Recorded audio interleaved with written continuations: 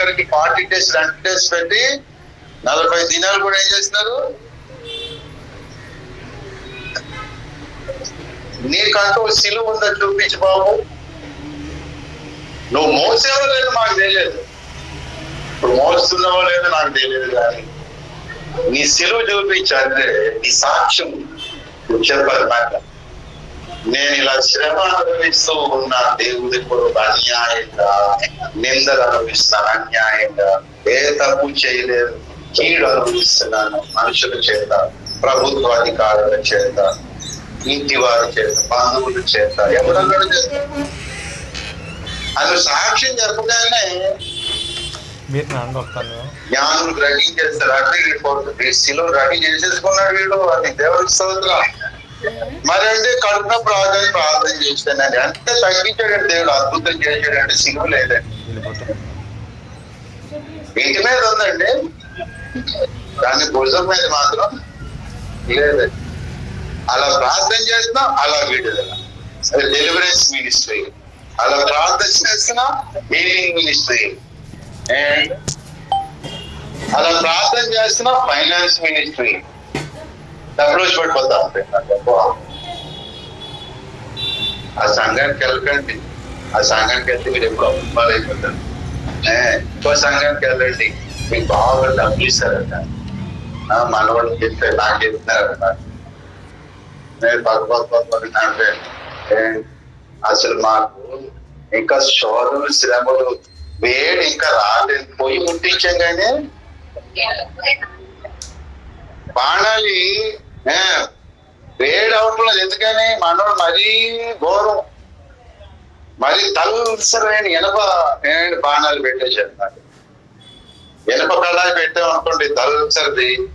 నువ్వు పెట్టిందేమో LPG gas మీద stove మీద పెట్టాము, అది త్వరగా వేడెక్కుతుంది. ఏంటి అది పల్సర్ రేటు పెడితే త్వరగా వేడెక్కుతుంది కదా.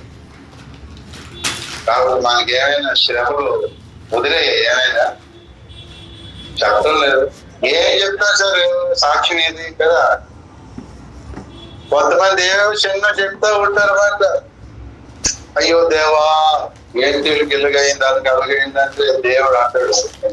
ఇంతలోనే అంత అయిపోయింది. కుమారుడు మహాశ్రమలు ఎలా కనిపిస్తారు, అక్కడ చూపిస్తూ ఉంటాడు దేవుడు. అది రైట్. ఇప్పుడు వాడి పేదల కొరకు ప్రార్థన చేయాలో ఉందో తెలియదు మనకి. నీ చిత్తమే తండ్రి అని జాని దేవా అందుకని డబ్బులు మూటలు పడిపోతున్నాయి. సిలువ ఉన్నట్టేనా? దేవుని కొరకు ఆర్థిక దీపాలు, దేవుని కొరకు అప్పులు పాడు, దేవుని కొరకు ఆకలి దొరుకుతాడు. నువ్వు అనుభవిస్తూ మన దేవుడు టెక్నింగ్ చేస్తున్నావు. ఏమన్నది? ఏం తయారు చేసుకున్నావు? సిలువను తయారు చేసావు. సిలువను తయారు చేసావంటే సైతానికి గాడికి అదే సిలువతో నువ్వు నట్టిరగొట్టినట్టే. వేసే సిలువ ఎక్కి ఏం చేశాడు? తలకి పగలు కూడా చేయలేదా? సిలువ ఎక్కినంత వరకు తలకైతే వేషాలు వేశాడు. ఈయన సిలువ ఎక్కనే ఆ సిలువతోనే ఆ తలకాయ పగలగొట్టాడు. దేవుని స్తోత్రం. నీకంటూ సిలువ ఉందో లేదు, నీకు నాకు తెలియకపోతేమో కానీ సైతాన్ గడి బాగా తెలుసు. సైతాన్ తెలుసు సిలువ ఉందో లేదో నీ దగ్గర, నా దగ్గర. సుఖపడద్దంటం లేదు, దేవుడే ఇస్తాడా సుఖపడడానికి. ఏదో ఆకలి వచ్చింది భోజనం చేద్దాం అనుకుంటే టైంలోనే ఎవరో ఎదిరింటోళ్ళ పక్కింటోళ్ళు ఎవరో మనల్ని పిలిస్తే మన ఇంటికి క్యారేజ్ పంపిస్తారు. పచ్చపక్ష బరువు. అరే ఈ రోజు ఏదో చిక్కుడుకాయ కూరతో తినేసి గడిపేద్దాం అనుకుంటాను, కానీ చికెన్ బిర్యానీ, మటన్ దమ్ బిర్యానీ, చేపల పులుసు, ప్రాన్స్, టేస్ట్ కూరలు, అవి ఊర్లో తాడికెళ్ళి ఉంటాయి. ఇంత తెచ్చేసాడు అంటే నాకు ఒక్కడికి నానేసంటే దేవుడిచ్చే ఆహారం. ఆలోచించాడు, దేవుడిచ్చాడా? దైవం ప్రార్థన చేస్తే ఆయన తిన్నాక అరిగిపోయి హాయిగా ఉన్నాను, అయితే దేవుడిచ్చింది. తిన్నాక అరగకుండా వాంతులేక దైవం ఇచ్చింది. ఇదే మీకు అనుభవం.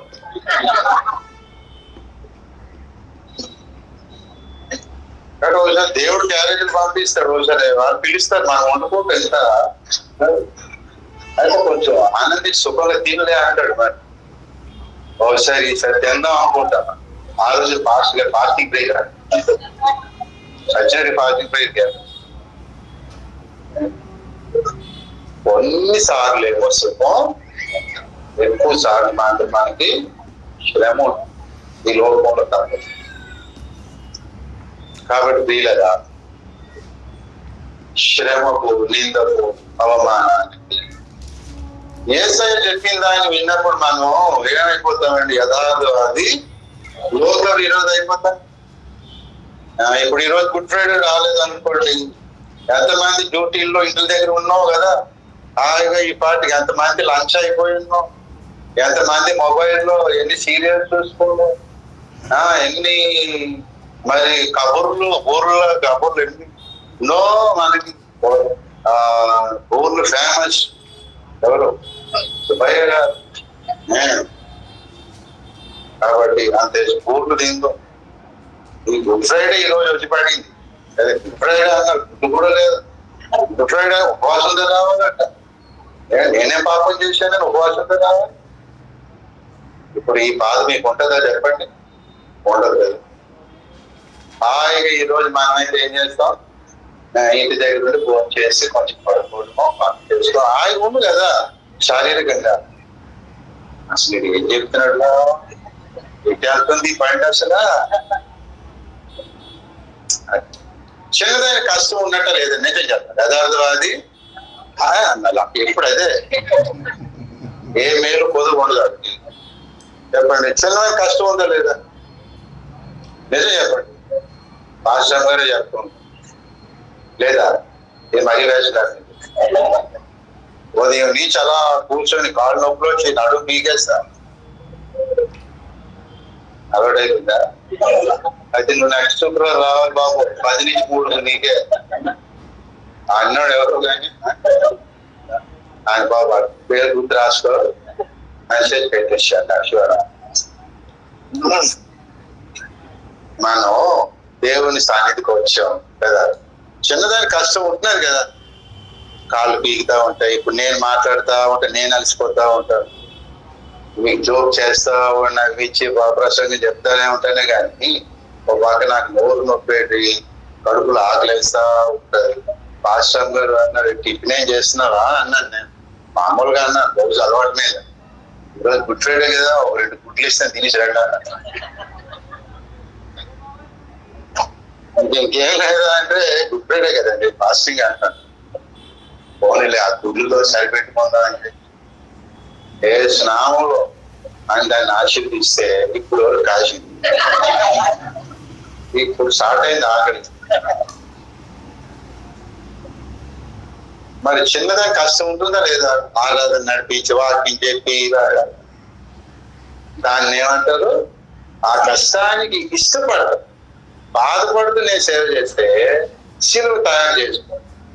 ఇష్టపడి సేవ చేస్తే నేను ఇక్కడ మీరేం చేసినా అలాగే, సువార్త ప్రకటించిన, ప్రార్థన చేసిన, పాటలు పాడిన, సండే స్కూల్ నడిపించిన, మరి ఎవరికైనా కష్టంలో ఉండడానికి వెళ్ళినప్పుడు వాళ్ళకి ఆదుకోవడానికి వెళ్ళిన, ఇష్టపూర్వకంగా అది దేవుడు చెప్పేదైతే మీరు సిలువను రెడీ చేసుకున్నారని అర్థం. దేవుని ఇష్టం.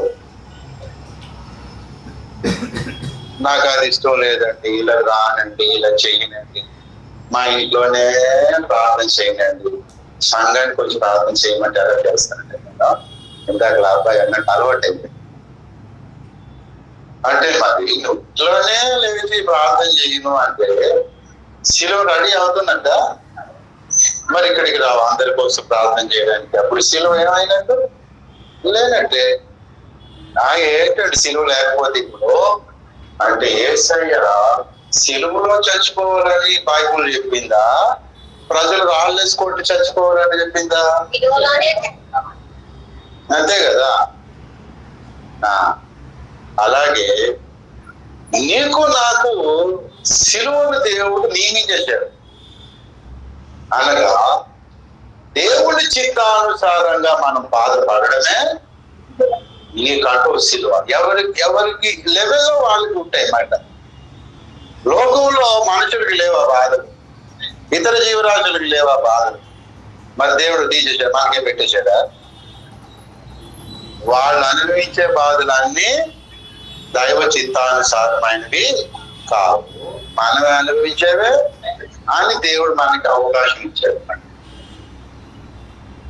అనుకుంటే వాళ్ళకు ఒక సిలువ ఉన్నట్టే, కానీ అది ఎట్లాంటి సిలువ అంటే యేసు ప్రక్కన వేలాడే పరదేశకు రాని వాడు సిలువ మనకి. కానీ నీ సిలువ నా సిలువ ఎట్లాంటిదంటే యేసు ప్రక్కన ఇంకొకడు ఉన్నాడు, చూసాడు, మారు మనసు పొందిన దొంగ, వాడి సిలువ మనం తయారు చేశామని. యేసు సిలువను తయారు చేసుకున్నాడు, పొందుకున్నాడు సిలువను. ఆ సిలువలోనే చనిపోయి, ఆ సిలువలో మేకులతో ఆయన సిలువ వేయబడి బంధించబడ్డాడు. ఆ సిలువలో ఉంటుండగానే నానా మాట్లాడినాడు.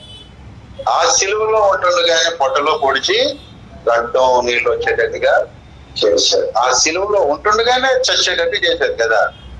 ఫోన్లో ఆయన దెబ్బలు కొట్టాం ఆయన చెప్పి మధ్యలో తీసేశాడు. ఆయన బతుకుంటుండగా ఫోన్ ఇంటికి వెళ్ళిపోయి ఇంట్లో చచ్చిపోవాలని అన్నాడా? లేదు, సిలువలోనే కావాలి కదా. అది దేవుని లేఖనానుసారమైన సత్యం కదా. ఆ సంఘటన ఏసరికి జరిగింది, రాసింది. అలాగే నీకు నాకు మనందరికీ మనం దేవుడు సిలువను తయారు చేసుకునే దైవ చిత్తానుసారమైన శ్రమలు ఆయన ఇస్తున్నాడు. నీకు ఉపవాస ప్రార్థన నీకు కష్టంగా ఉంటది, అది ఒక చిన్న సిలువ. నీ భార్య తెలియక నీకు తిడుతుంది, నీ భర్త నిన్ను తెలుసో తెలియకో హింసిస్తాడు, ఎవరో ఒకరి ద్వారా అవమానం వస్తుంది, అన్యాయంగా మనకి అవమానం వస్తుంది. అది దేవుడు మనకి రాసి పెట్టాడా లేదా? మత్తయి 5:11 ప్రకారం నా నిమిత్తం జనులు మిమ్మల్ని నిందించి అవమానించి అబద్ధముగా చెడ్డ మాటలు పలుకులెప్పుడల్లా అని నిర్ణయం అయిపోయింది కదా. అదే మన తలరాత. చెరిపెద్దాం దాన్ని, చెరిపెద్దామా? తలరాత చెరుపుతాడు అనేసి అంటే దేవుడికి ఇష్టమైన చెరుపుతాడు, అంతేగాని ఉండాల్సిన చెరిపి. కొంతమంది కలిపి చెరిపేడు వాళ్ళు ఉన్నారు అన్నారు కదా సేవకులు. మనం లేవేంటి అందులో?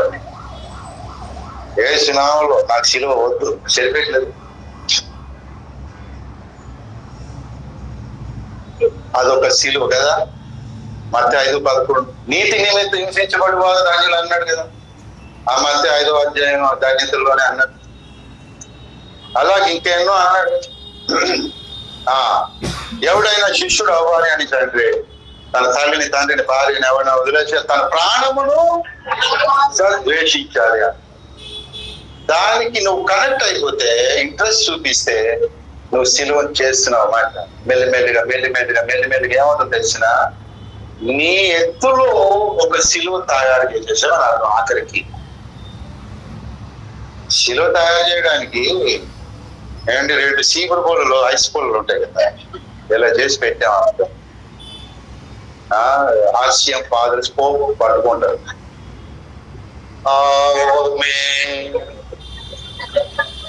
అంటే ఈ సిలువ ఎంత ఉందండి? సిలువ ఇంత. ఇప్పుడు ఇంత సిలువ మీద ఎవరిని ఇక్కడ ఉన్న ఎవరిని మన సిలువ చంపగలవా? ఒకడు ఎవడో అన్నాడట, చాలే గొప్పడివే దేవుడు నమ్మి ఒక భక్తుడు తయారయ్యాడు అని ఒక్కడు అన్నాడు జీవితంలో. బాబోయ్ సిలువ మోసేస్తున్నానంట. ఆ ఒక్క మాటకి చచ్చిపోతారు నువ్వు. ఆ ఒక్క మాట అన్ని చిన్న సిలువలు, హైస్కూల్ సిలువ మీద వీళ్ళు చంపిగా మేకలేసి కనీసం వాడికి గవర్నమెంట్ అంటించడం కూడా దాన్ని వాడికి ఈపు కంటించే మోసి వెళ్ళిపోతుంటాడు సినిమాకి షికారులకి కదా. వీడు సిలువ తాగడా ఒక మాటలు అనిపించేటట్టు నీకు సిలువ వచ్చేసి. కాబట్టి దేవుడు ఏం చేస్తున్నాడు? నువ్వు సిలువ తయారు చేసుకోవడానికి కావలసిన పదార్థాలు బైబుల్లో ఉంచాడు. లేఖనాలు అవి. స్త్రీలకు స్త్రీలు, పురుషులకు పురుషులు, పెళ్ళి అయిన వాళ్ళకి పెళ్లి అయిన వాళ్ళకి పెళ్లి కానివాళ్ళు, విధవరాండ్రులకు, భార్య లేని వాళ్ళకి, అధికారులకు, దాసులకు, స్టూడెంట్స్ కి, ఎంప్లాయీస్ కి, ఎవరికైతే వాళ్ళకి దేవుడు ఏం చేశాడంటే వారి లెవెల్లో బాప్తిస్మం పొందిన ప్రతి ఒక్కరికి కూడా సిలువను తయారు చేసుకొని పదార్థాలు పెట్టేశాడు. దేవునికి స్తోత్రం. ఇప్పుడు జనరల్ గా చెక్క సిలువ తయారు చేయాలంటే పదార్థం ఉందా లేదా? చెట్టు ఉంది కదా, చెట్టు ఉంది. ఆ చెట్టు కొమ్మలు నరికి దాన్ని ఒక సిలువ చేయడానికి మరి ఒక కత్తి ఉండాలా, మేలు ఉండాలా, దాన్ని అంటించడానికి చిత్రీపడి చేయాలి. ఏదో పదార్థాలు ఉన్నాయి కదా, దేవుడు సృష్టించే ఉన్నాయి కదా. అప్పుడు సిలువ తయారైందా లేదా యేసయ్యకి ఒకటి. అలాగే దేవుడు అనుకునే సిలువ మోయడానికి కావలసిన ముడిసరు కాంత దేవుడు బైబిల్లో సృష్టించి పెట్టి రాసి పెట్టేశాడు. సృష్టిలో చెక్క సిలువ తయారు చేద్దాం ఆశ ద్వారా మనం మోయాల్సిన సిలువకేమో బైబిల్లో చేసి పెట్టేశాడు.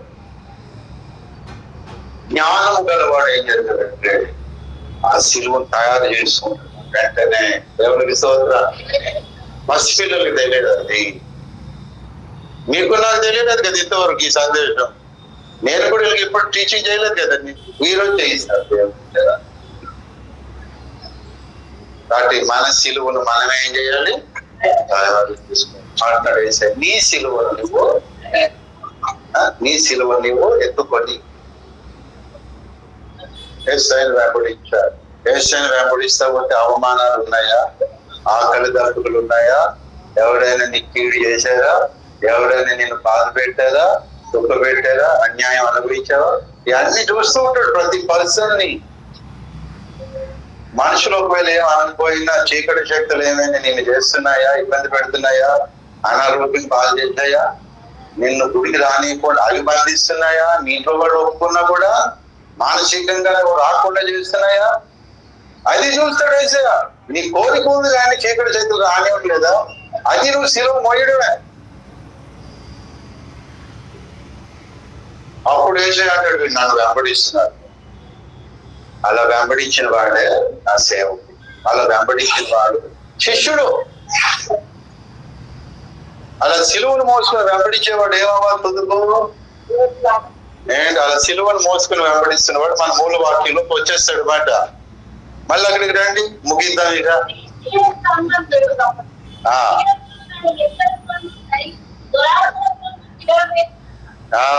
శరీరాన్ని ఎలా సిలువ వేశారు?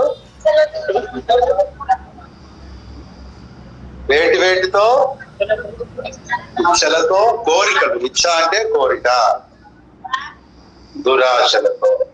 యేసయ్య సిలువ వేయబడినప్పుడు ఆయనకి మేకులతో సిలువ వేశారు కదా. అలాగే మనం సిలువ వేయబడినప్పుడు వేటితో వేయబడాలి? ఇచ్చలు, దురాశలు. యేసయ్య సిలువ వేయబడినప్పుడు యేసయ్య యొక్క కోరికకు సిలువ వేశారు. యేసయ్య సిలువ వేయబడినప్పుడు యేసయ్య యొక్క ఆశలకు సిలువ వేశారు. అంటే వీళ్ళ ఉద్దేశంలో ఇక సిలువ వేస్తున్నారు కాబట్టి సువార్త ప్రకటించడు, ఈయన వెళ్ళి విశ్రాంతి దినాన్న స్వస్థపడదు. మనకు ఒక పెద్ద తలనొప్పిలో ఉండడం అంటున్నారు కదా శాస్త్రులు, పరిచయాలు, అధికారులు. ఇలాగే యేసయ్యను వదిలేస్తే ఏం చేస్తాడు? ముందు మన పరువు తీసేస్తాడు కదా. అయ్యో గుడ్డి శాస్త్రులారా, పరిచయులారా, వేషధారులైనటువంటి పరిచయులారా అంటుంటే వీడికి ఎలాగుంటది? ఇక అన్ని కూడా చేద్దామని చెప్పి వేశారు. విశ్రాంతి దినాన్ని స్వస్థపరచుకున్నట్లుగా చేద్దాం అని సిలువ వేసేద్దాం. యేసయ్యకి ఆశ కదా, ఎవరైనా బాగోకపోతే విశ్రాంతి దినం ఏంటి, మామూలు దినం ఏంటి, గుడ్ ఫ్రైడే ఏంటి, దాన్ని పోతాయి అని ఈ మంచం కూడా పట్టుకోవాలా. ఈ మంచం కూడా నాకు కాదుకేం వదిలేదు, పరుపులు మంచాలు గించాలి పడగా అని అన్నాడా లేదా? పరుపు వచ్చి నువ్వే పోరా అన్నాడా పాస్టర్ లాగా? అప్పుడు యేసయ్య అంటాడు పరుపుతో కానీ సిలువ వేసేయండి అని.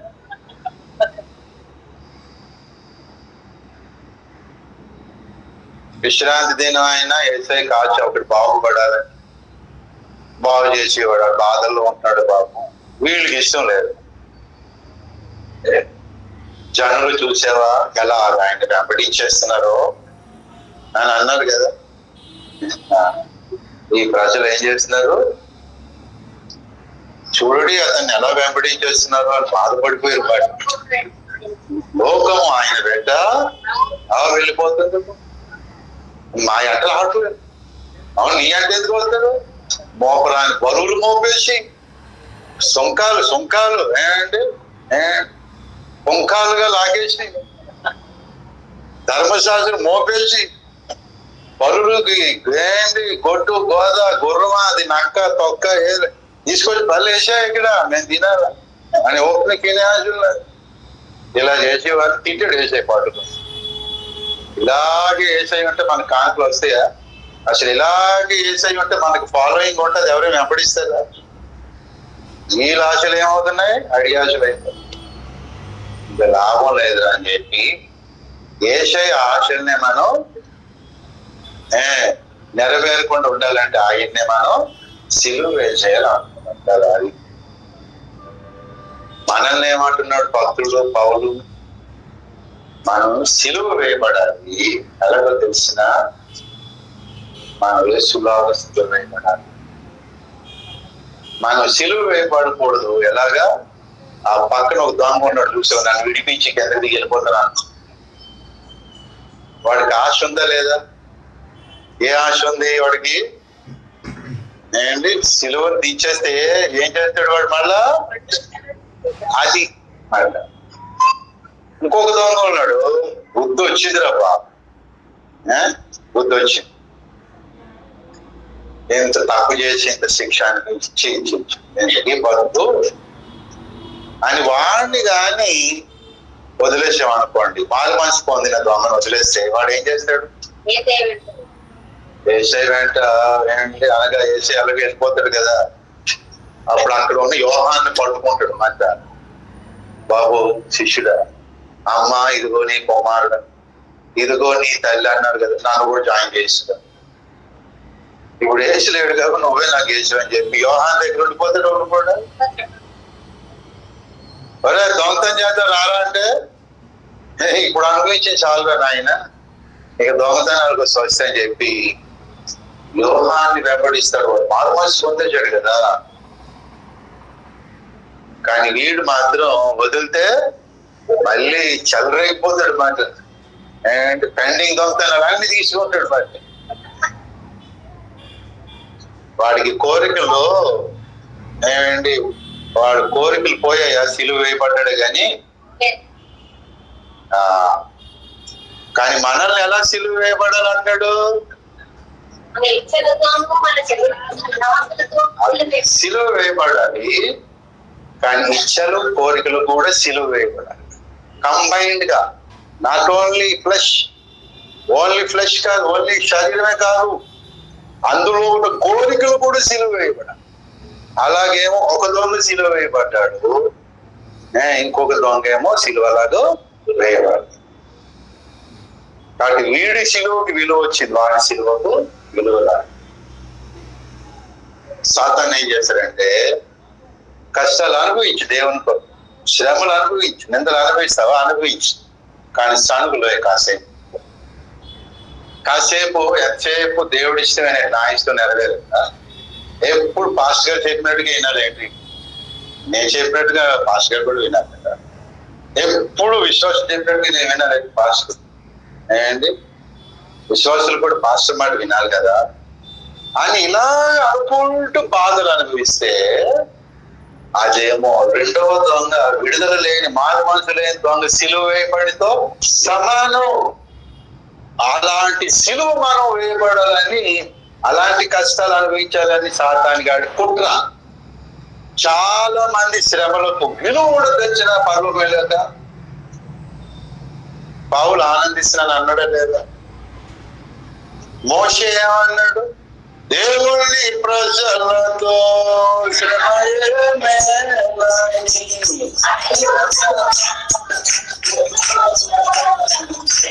అది దేవుని ప్రజలతో బాధ అనుకున్నాడా, మేలు కీడు అనుకున్నాడా? ఉదయం లేచి ప్రార్థన చేయాలంటేనే కొంతమంది చాలా కష్టం. సనుగు వాళ్ళ శనికి ప్రార్థన చేసి దేవుడు అది లెక్కల్లో చేసుకోవడం.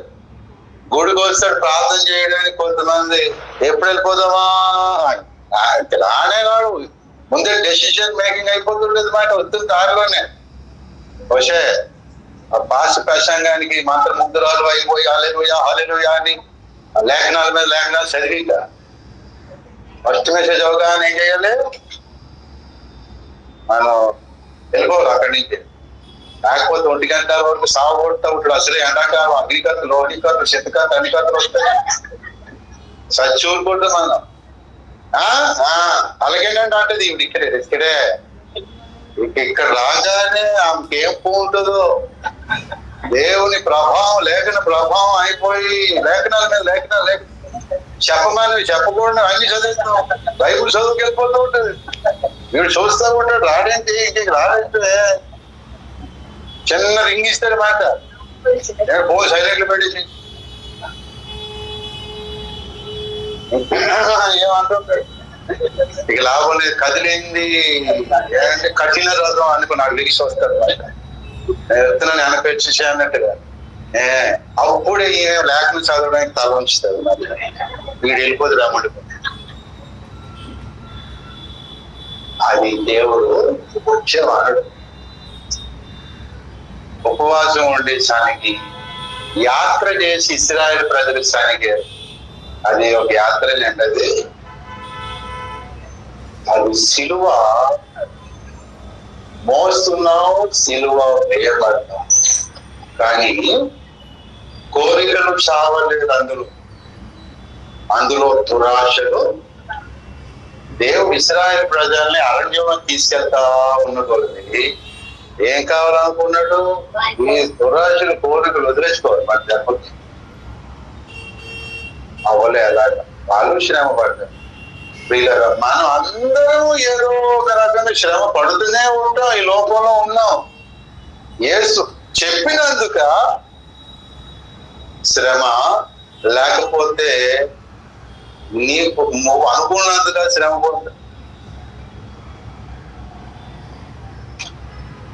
దేవుడు చెప్పినందుక, చెప్పనందుక శ్రమ, ఎందుకు అనుభవిస్తున్నారు శ్రమ అనేది ముఖ్యం.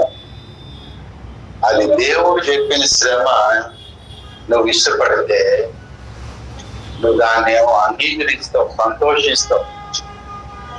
ఇది మనం అనుభవించడం మనకి పాపము అన్నాడు. యోబు ఏమన్నాడు? దేవుడు మేలే చెయ్యాలా, కీడు చేయాలా?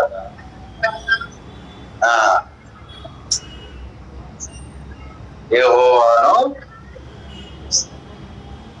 దేవుడు ఇచ్చాను, దేవుడికి తెచ్చుకుంటే అది యోబు శ్రమకు విలువ వచ్చేమే, సంపూర్ణత లేకపోతే సువర్ణం అయ్యాడు కదా. యోబు సిలువని ఇష్టపూర్వకంగా అనుభవించాడు కాబట్టి అతనికి కోరిక అనేది చచ్చింది. అలా ఆవిడికి మాత్రం కోరిక సావు గిట్టుకోదు. అక్కడ అదే ప్లేస్ లో భార్యలు పెట్టుకోవచ్చు, భర్తలు పెట్టుకోవచ్చు. మరి యెహోవా ఇచ్చాడు, యెహోవా తీసుకోలేము. అది ఆయన ఇష్టం. మనం ఏం చేస్తారండి? ప్రాణం ఇచ్చాడు యేసయ్య. ప్రాణం తీసే అధికారం లేదు ఆయనకి.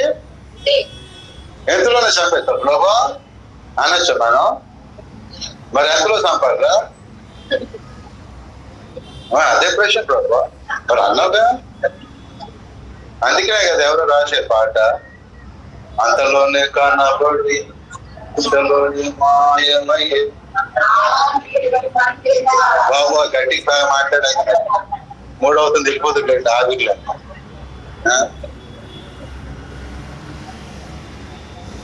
యేసయ్యకి ఇష్టం ఉందా లేదా మన ప్రాణం మీద అధికారం? మనకు కూడా ఉందా లేదా మన ప్రాణం మీద అధికారం? ఇచ్చాడు లేదంటే ఇచ్చాడు. నువ్వు ఉండాలి అంటే ఉచితాడు యేసయ్య. తీసుకుపోవాలన్నా తీసుకుపోతాడు యేసయ్య. ఎక్కువ మంది తీసుకుపోయిన దానికంటే కొంతమంది ఎక్కువ అందరూ ఇసుకేలే. సరే ఏసఐ ఉంచుతాను అంటాడు, కానీ ఒక రీజన్ చెప్పాలి, కరెక్ట్ రీజన్. ఏసఐ అయినా కార్నర్ అయిపోయింది, ఏసఐ అయినా సరే అని నీ చిత్తం నేను సంపూర్ణ జరిగించలేదు. పరదేశులు చేంజ్ చేయాలి, మనుని చూపించిన పరదేశులు వాళ్ళు ఎవరైనా సువార్త ప్రకటించిన, కాబట్టి నేను కొన్ని దినాలు ఉండాలనుకుంటున్నాను. వాళ్ళు సేవ చేశాను కదా, వాళ్ళు నీ చిత్తం జరిగించాను కదా, ఇంకా జరిగిస్తారు. ఇప్పుడు వెళ్ళిపో ఏం చేయాలి? అక్కడ వెళ్ళిపో, నేను ఒక్కడనే ఉన్నాను అక్కడ నీకేం ప్రేమించడానికి చూపించడానికి. చాలా మంది ఉన్నారు కదా. సరే నువ్వు అనేది నాకు నచ్చింది, అంటాడు. ఏంటో నీ సాగితే ఆడికిచ్చావు కదా అవకాశం, నాకెందుకేమో. అయితే మీ బాబు సూమేంట ప్రాణం అంటే ఇదే చంద్రబాబు గారు 6 lakhs పథకమా ప్రతి ఒక్కడికి ఇవ్వడానికి సూపర్ సిక్స్. కాబట్టి ఏసైకి అధికారం ఉంది, ప్రాణం ఇస్తాడు ఆయనే, ప్రాణం ఆయన తీసుకోకముందే మనం మళ్ళీ ఉంచేటట్టుగా చేసుకోవాలి. శ్రమ వద్దంటున్నది మాట. వీళ్ళలో అందరూ ఏదో ఒక శ్రమ అనుభవిస్తారు, కానీ ఆ శ్రమ అనుభవించినప్పుడు ఆ శ్రమతో పాటు ఏమవ్వాలి? దేవునికి ఇష్టం లేని కోరికలు, ఆశలన్నీ కూడా ఆ శ్రమలో చచ్చిపోతా ఉండాలి. అప్పుడు మనం కరెక్ట్ గా సిలువ వేయబడ్డాం అన్నారు. ముందేం చేసుకోవాలి? సిలువను తయారు చేసుకో.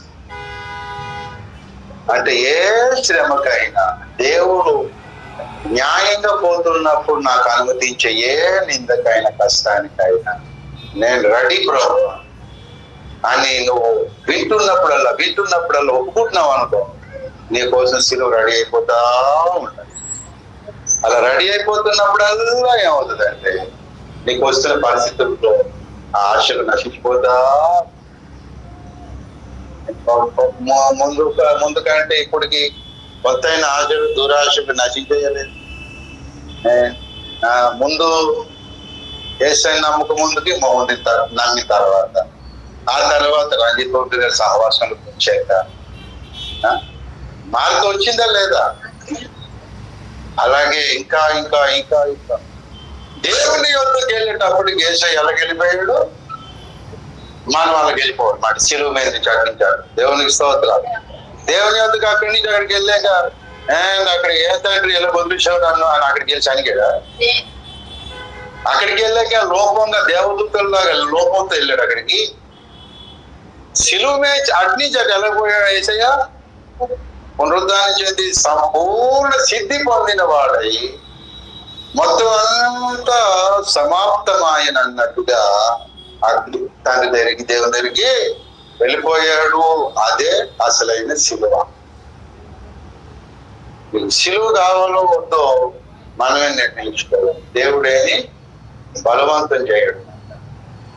సిలువ ఉన్నప్పటికీ కూడా ఆ దురాశలు, కోరికలు చచ్చేటట్టుగా నువ్వేమో శ్రమకి ఇష్టపడాలి. అప్పుడే మనం దేవుని యొక్క చేసేలాగా వెళ్ళిపోతాం.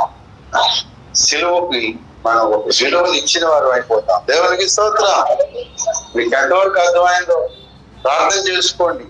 అనుభవంలో అర్థమయ్యేటట్టుగా అయినా చేస్తాడు. దేవుడి వాక్యమును దీవించిన గాక. ఆమేన్ ఆమేన్. ఒక నిమిషం అలా కళ్ళు మూసుకొని ప్రార్థన చేసుకుందాం. ఒక నిమిషం.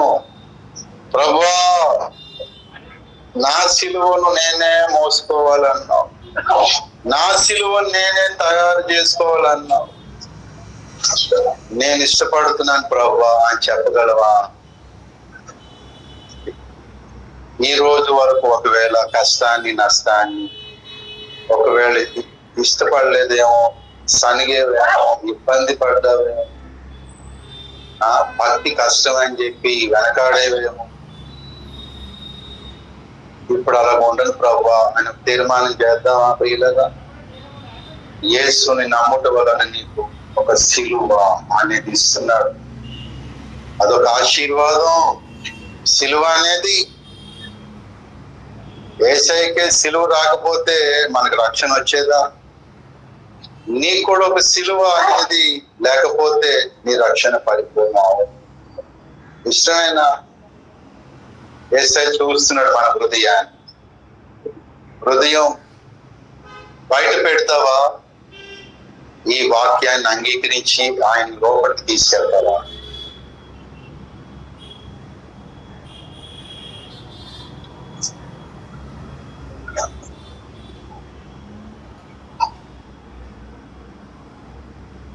యథార్థంగా ప్రార్థన చేద్దాం. ప్రభువా,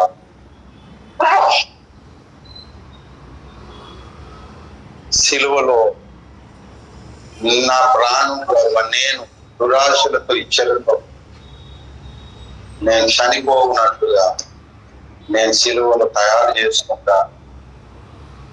నాకు తగిన జ్ఞానమీ నాయన. నేను నీ ఎదుకు రావాలి, నా ప్రభువు వల్లే నేను రావాలి అని మారు మనసు పొందుగా.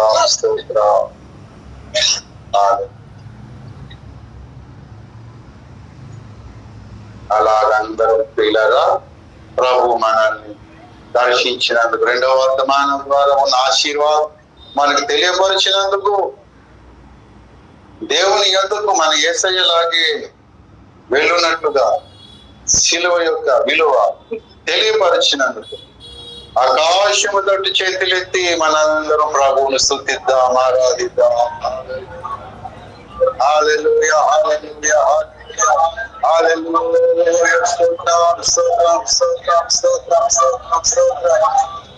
స్తుతులకు పాత్రుడు దేవాన్ని పొందున్నాడు. మా కొరకు ఏది చేసినా మంచిదే, మేలేనాయన. నీకు వందనా. సిలువ అనేది మాకు ఎంత ఉపయోగకరమో, ఎంత మేలు మాకు తెలియపరిచే సిలువను మా చేతిలో పెట్టేసేవు ప్రభు. అయ్యా నీకే వందనాలు. హల్లెలూయా, హల్లెలూయా. కష్టాలలో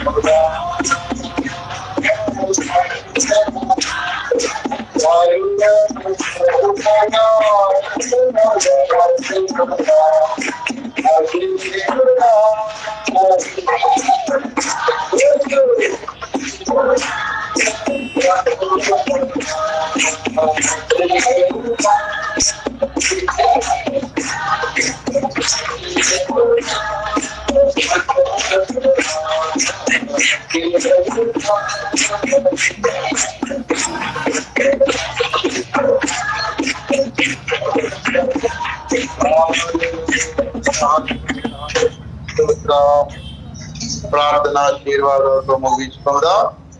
స్తోత్రములు తండ్రి, మమ్మల్ని ఎంతగానో ప్రేమించి నీ కరుణా కటాక్షములు చెప్పున మా ప్రభువును నీ ప్రియ కుమారుడైన యేసు ప్రభా ఈ లోకములు ఎవరో ఒక సిలువను తయారు చేయునట్లుగా అయ్యా తను ప్రభా నాయన ముందుగానే ఒక సిలువను తాను కూడా తయారు చేసుకున్నాడని తెలియపరిచి ఆ సిలువలో మరణించి లేఖనానుసారంగా నీ చిత్తానుసారంగా మరణించి నీ యొద్దకు సంపూర్ణంగా వచ్చినట్లుగా మేము కూడా ప్రభా నాయన కావాలని ఏడవ సందేశం ఇచ్చినందుకు వందనాలు.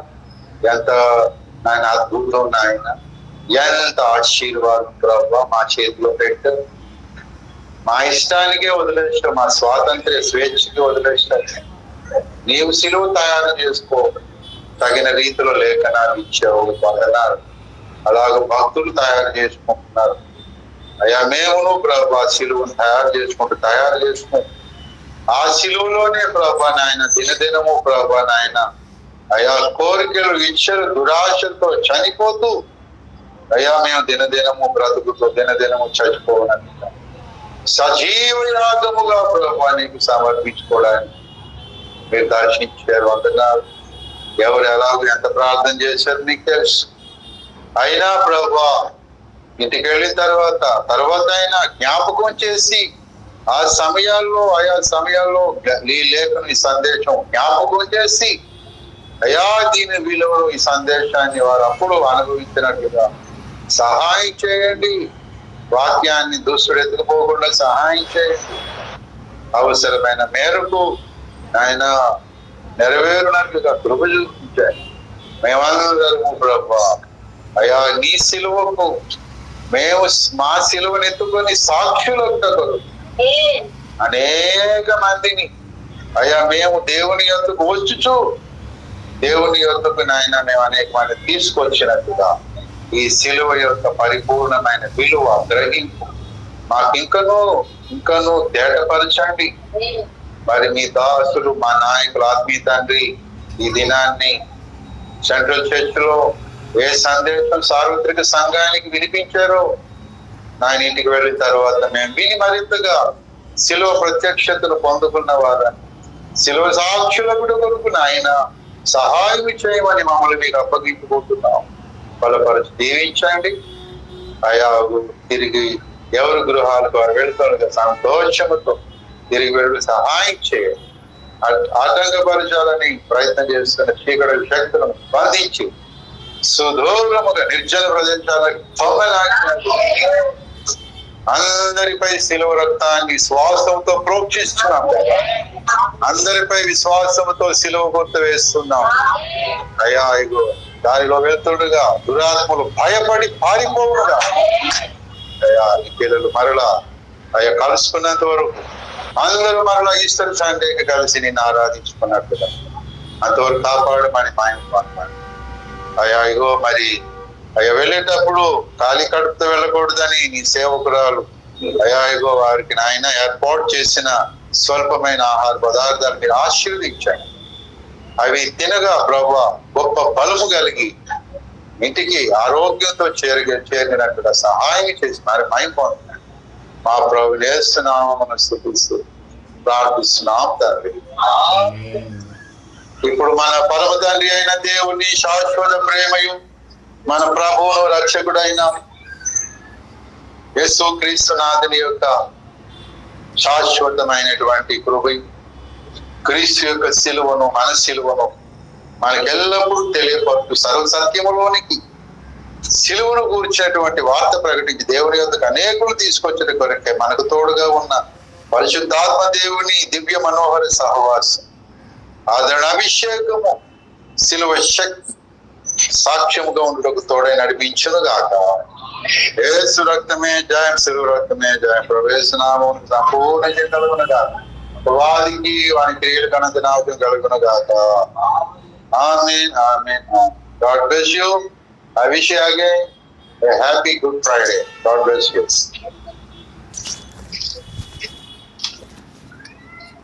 మీకు ఇప్పుడు తినుబండారాలు అందిస్తారు.